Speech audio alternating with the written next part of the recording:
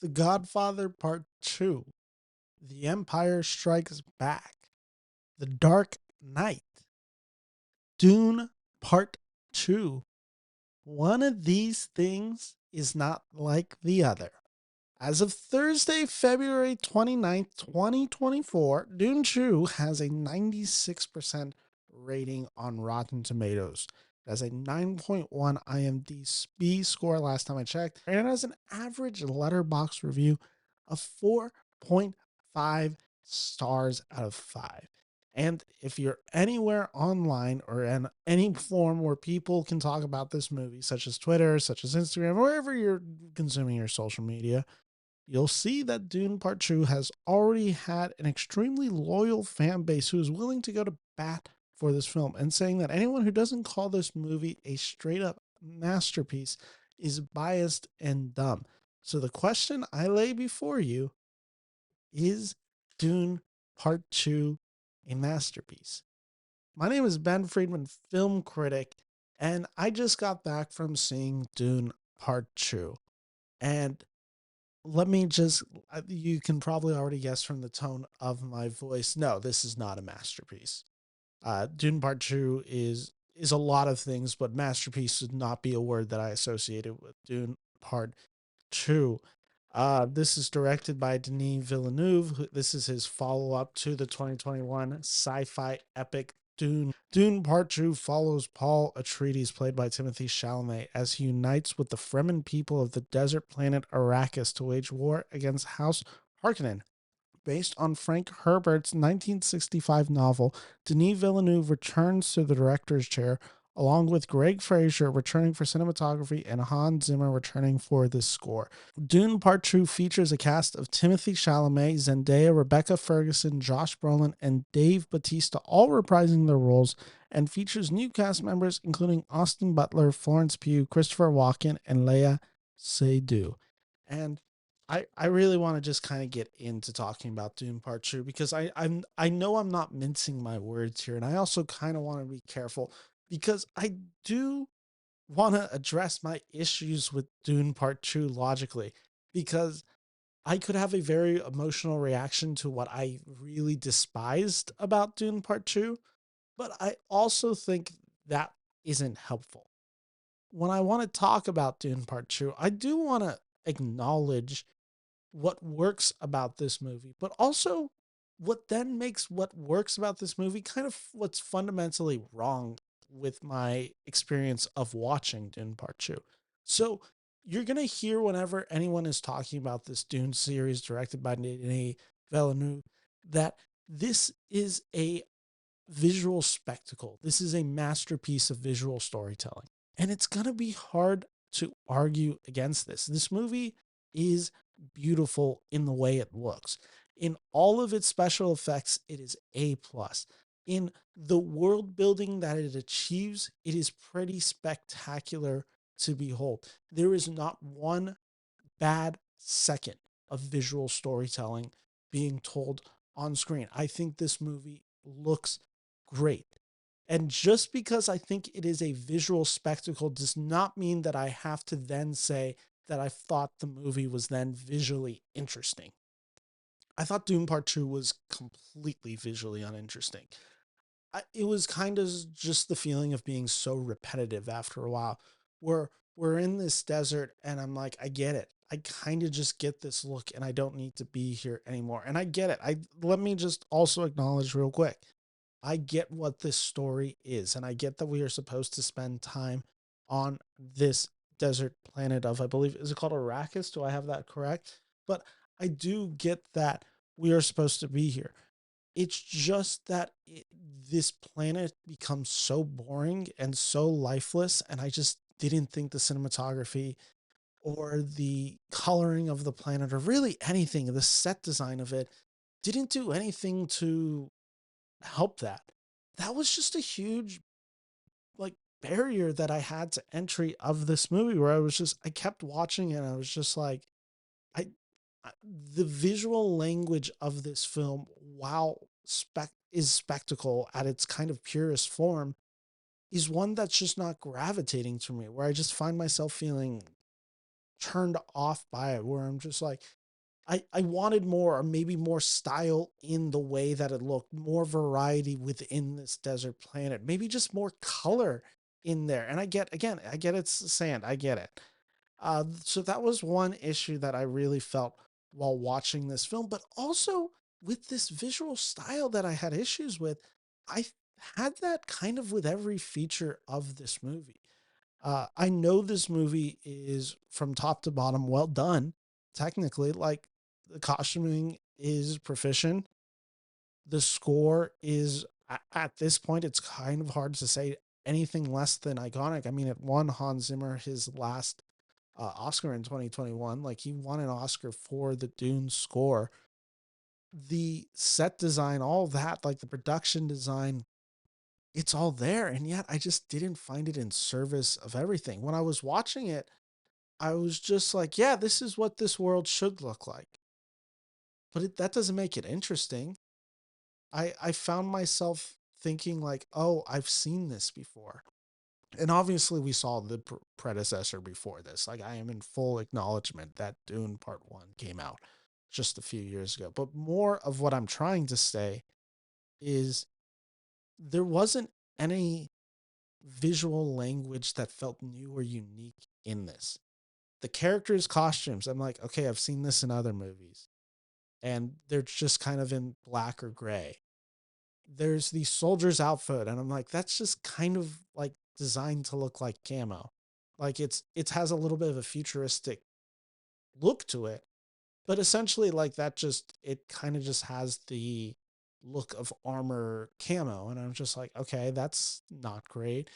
It kind of just got to the point where again I kept finding myself just thinking this all kind of looks the same, and that's very much an issue when we go over to the House Harkonnen, which again they're all bald guys in black robes, and that's all how they kind of look. The one character that I will really say that I did like the design of was Florence Pugh. We'll get to Florence Pugh because I have thoughts on that performance as well.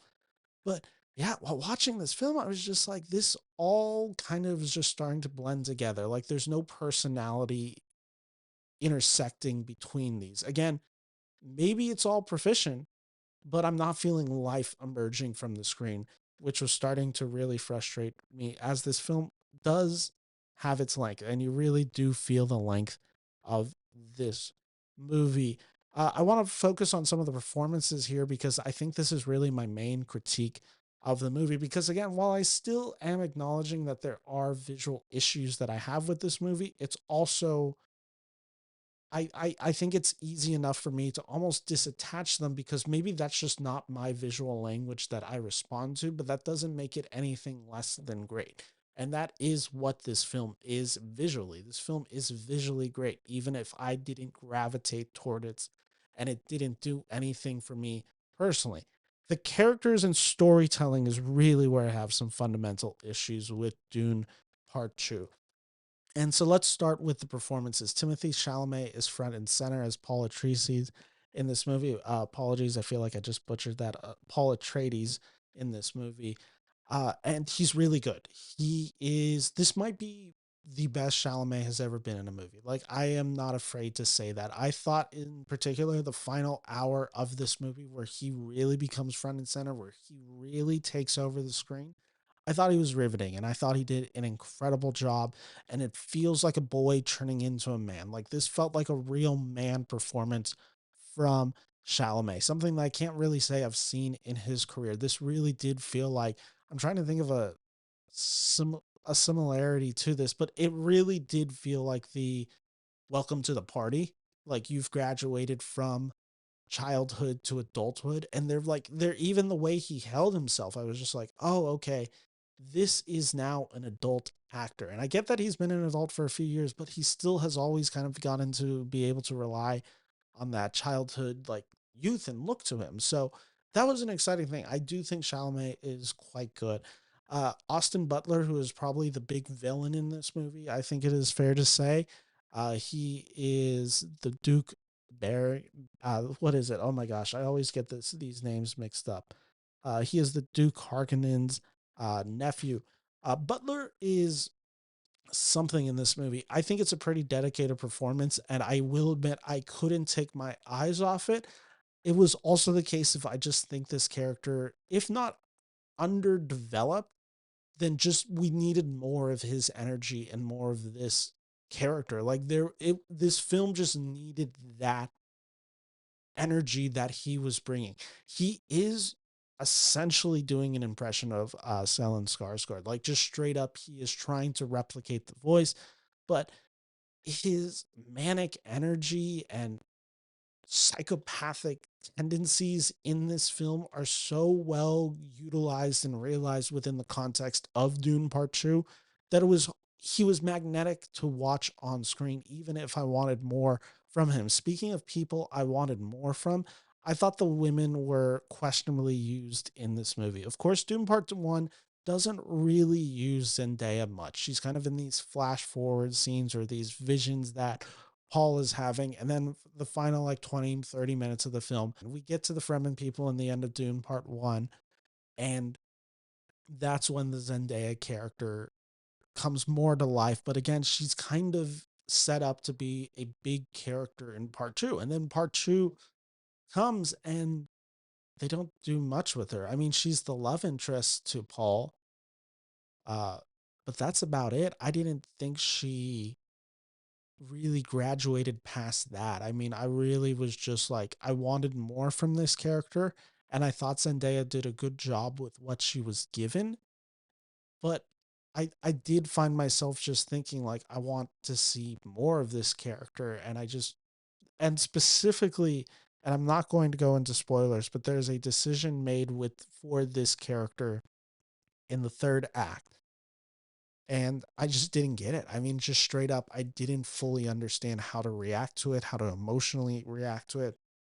At some point, and it's maybe my issue with Dune Part 2 as a story itself, at some point, Paul is kind of revealed to be who everyone knows Paul has been since the first movie.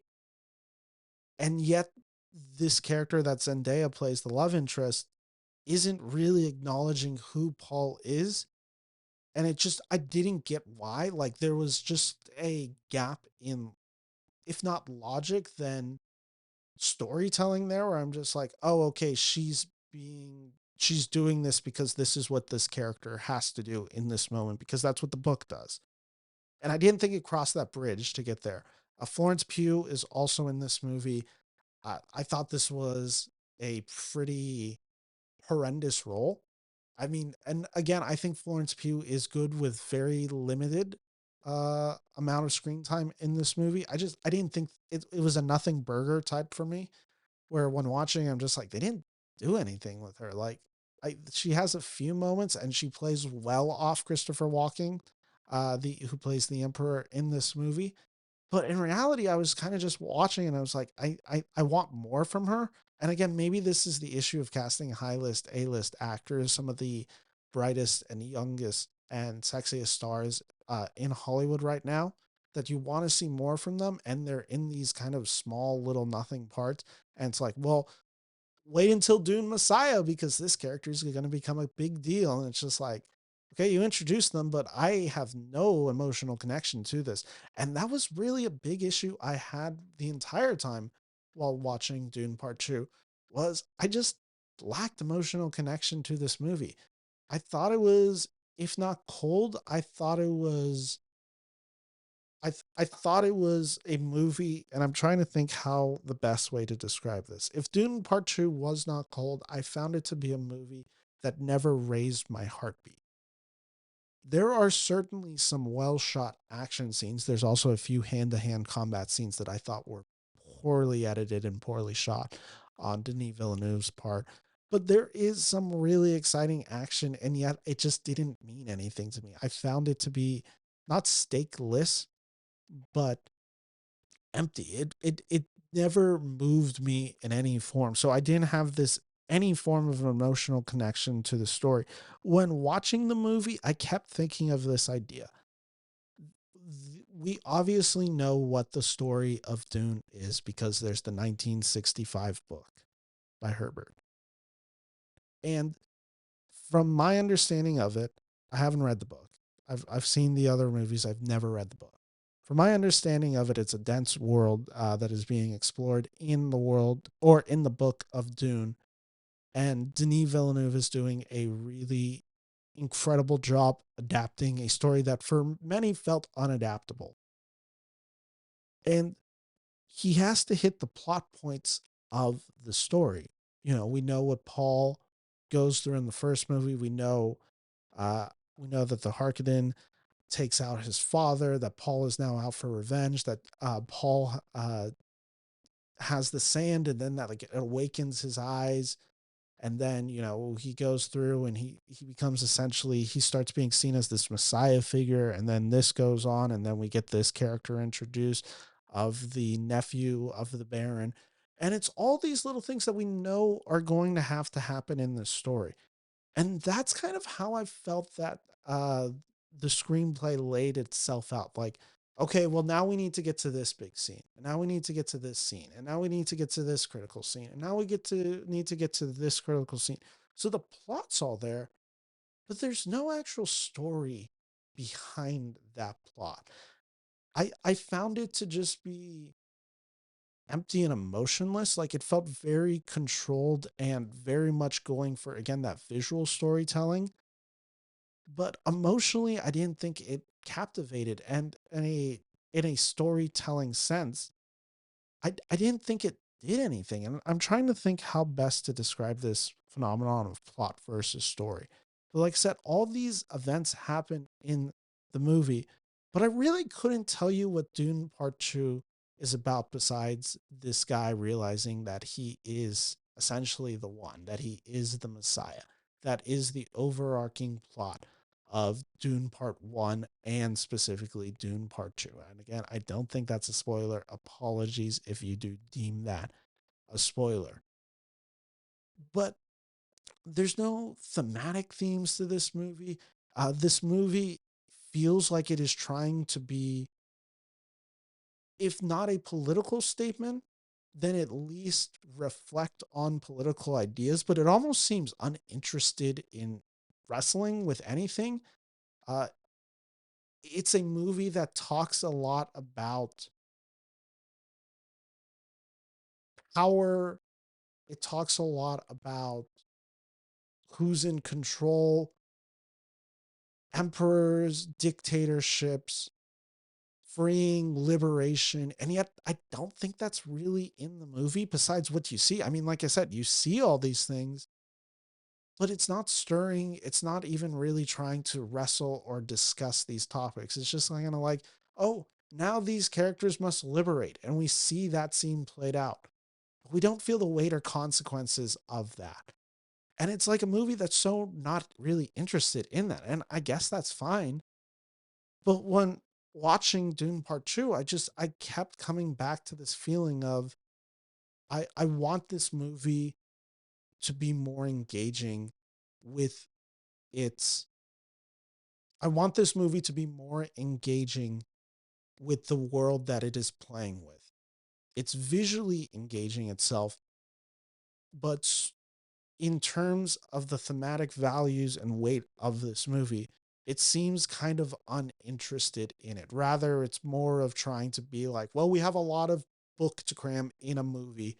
So we got to get there and we got to get there and we got to get there. And it doesn't ever allow itself to breathe. And yet I also found it poorly paced in scenes where I was just like, all right, let's go on. It really does kind of just feel like where Dune Part 1 uh leaves off, where it's like Paul is this person, Paul is not this person, Paul's forming this relationship with the Zendaya character, Paul and her are exploring this, the Emperor is doing this, House Harkonnen is doing this, and all this. And it's kind of feels self-explanatory, where it's just like, okay, maybe I didn't need that as much, and I needed more development with these characters and the relationships. uh, One of the strengths of Dune Part One, I thought, was the relationship between Rebecca Ferguson and Timothée Chalamet as mother and son. In the first film, that's still in this film, and it certainly works in some moments, and in other moments, again, I just kind of feel like she is there to deliver exposition, to explain to the audience. And people are going to dig that. I totally understand right now. I am fully admitting right now, I am in the minority for Dune Part 2. I completely understand this. People are deeming this film a masterpiece. It is what it is. I am so far from calling this movie a masterpiece. I really struggled watching this movie, and that's coming from someone who enjoyed Dune, the first one with from 2021. Like I really liked that movie. Denis Villeneuve is a genius. Like there is no denying his talent, and yet I was kind of finding myself just being like, when is this going to wrap up? Like I get it. I know where this is going because I know the general story of Dune. I saw the David Lynch film. Like I have a broad understanding of this world, so I know where everything's going and nothing feels too exciting, even if it is visually told beautifully. It just, there's no punch behind it. There's spectacle, but there's no power behind that spectacle. And that's what was missing. And maybe it's just that disconnect. And other people are going to listen to this review and be like, man, it's all there. Emotionally, I was compelled. These characters are so rich in context. And that's possibly true. That could be a completely fair way to read this movie. And it didn't speak to me at all. And it was kind of a big disappointment, especially as coming from someone who liked Dune Part One so much. Uh, and that's kind of has to be my review of Dune Part Two. Visually stunning, emotionally hollow. Don't know what else to say except that on a scale of 5 stars, I am giving Dune Part Two 2 out of 5 stars. You're all yelling. I know this is very unpopular opinion. I'm sorry. These are just my thoughts, and I am nothing if not honest, and I have to be honest with how I felt.